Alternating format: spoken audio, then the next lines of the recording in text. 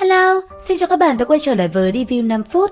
Ở cuối tập trước, vì để giúp Thiên Nhận Tuyết mở ra cánh cửa bước vào Thiên Sứ Thần Điện, Thiên Đạo Lưu đã kiến tế bản thân mình. Còn Đường Tam, đang trong lúc chuẩn bị xuất phát đi phụ ra Thiên Bổn Hoàn, thì đột nhiên tin cấp báo về việc đệ tử Hạo Thiên Tông cùng Đường Môn mâu thuẫn chuyển tới. Lúc này, bên trong đại doanh của Thiên Đấu Đế Quốc, tình hình có thể nói là vô cùng căng thẳng. Trên tay Dương Vô Địch cầm phá hồn thương, vậy mà chỉ thẳng mặt Đường Hạo. Vốn là Đường Tam đã nhờ đại sư sắp xếp ổn thỏa đội hình khai tông môn bên trong quân doanh, thế nhưng vẫn không thể tránh khỏi việc chạm mặt này.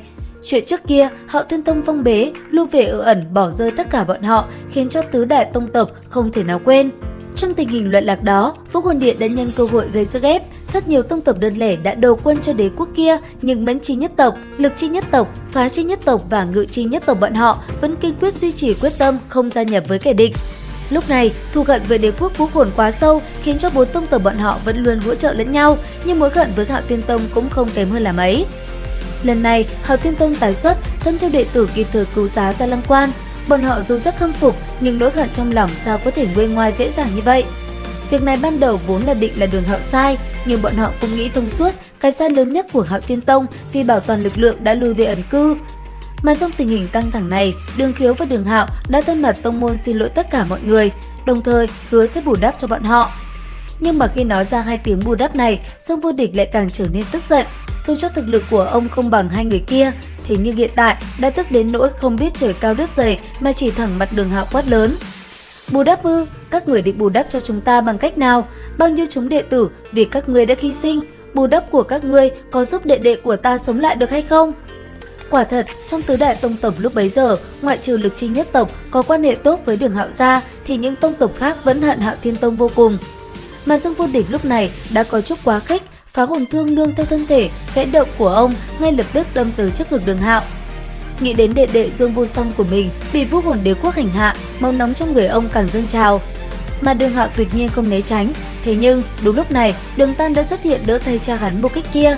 Mũi thương xuyên qua lớp áo khiến máu từ trên ngực hắn từ từ chảy xuống.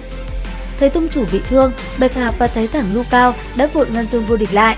Mà Đường Tam lúc này kiên định nói: "Tiền bối, nếu muốn hận, hãy hận ta.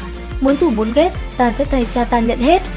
Suy cho cùng năm đó, nếu Đường Hạo không làm như vậy, hiện tại cũng không có tông chủ Đường môn của bọn họ như bây giờ.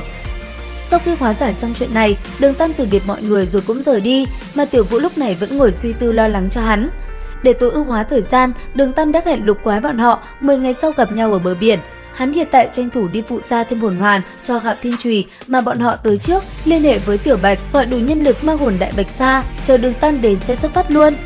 Tiểu Vũ và mọi người cũng tụ tập đông đủ, giống như Đường Tam, thừa lúc đêm tối liền chia ra hai đường rời khỏi đại doanh của Thiên Đấu Đế Quốc. Đây là chủ ý của Tuyết Băng, bởi vì nếu quân sĩ biết hắn rời đi thì với địa vị rất cao hiện nay của Đường Tam trong quân, sợ rằng sẽ làm ảnh hưởng tới tinh thần toàn quân, cho nên phải để cho hắn lặng lẽ rời khỏi. Nghiêm mật phong tỏa tin tức, một là để không làm ảnh hưởng tới tinh thần phe mình, đồng thời phòng bị Võ Hồn Đế Quốc dò xét ra sẽ gây bất lợi. Mà lúc bọn Đường Tam rời khỏi quân doanh để chuẩn bị hoàn thành bước cuối cùng trở thành hải thần, thì đồng thời tại Võ Hồn Đế Quốc trong Thiên Sứ Thần Điện có một người khác cũng đã tới thời khắc cuối cùng. Tiệc cầu khảo của Thiên Nhận Tuyết vẫn chưa kết thúc. Sau khi Thiên Đạo Lưu thiêu đốt sinh mệnh của mình làm vật dẫn cho nàng rồi biến mất, thì rất lâu sau nàng mới tỉnh lại được. Ý thức mơ hồ, Thiên Nhận Tuyết phát hiện mình đang ở trong một không gian tối đen, duy chỉ có ánh sao trên trời là còn phát ra ánh sáng. Thân thể đau nhức khiến nàng có chút mệt mỏi. Tuy nhiên, nàng đi mãi vẫn không thể tìm thấy lối ra, trong lòng không khỏi nghi vấn, tiếp theo đây bản thân sẽ phải đối diện với điều gì. Và quả thật, ở bước cuối cùng trong quá trình thanh thân này, Thiên Sứ Thần đã chia ra 3 ải buộc Thiên Nhận Tuyết phải vượt qua. 3 ải này chính là chấp niệm ở sâu trong lòng nàng. Liệu rằng Thiên Nhận Tuyết có thuận lợi vượt qua thử thách và trở thành Thiên Sứ Thần được hay không? Cùng theo dõi kênh để biết thêm chi tiết nha! Video đến đây là hết rồi. Xin chào và hẹn gặp lại các bạn ở những video tiếp theo.